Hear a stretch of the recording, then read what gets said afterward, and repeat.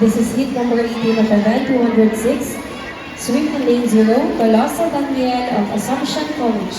Lane 1, Uzman Daniel of Miriam College at Wapix Team. Lane 2, Agbayani Maria Samantha of Falcon School Swimming Team.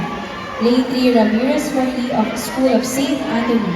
Lane 4, Natividad Jillian Celine of SPU QC Golden Lakes.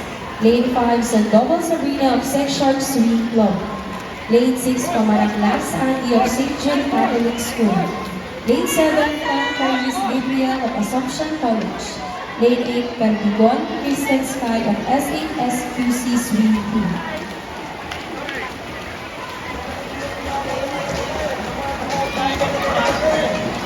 Feeling the heat from all that action? Get quick relief that lasts up to 8 hours. Don't forget to use Salompas, the relief that sticks and stay with you all day.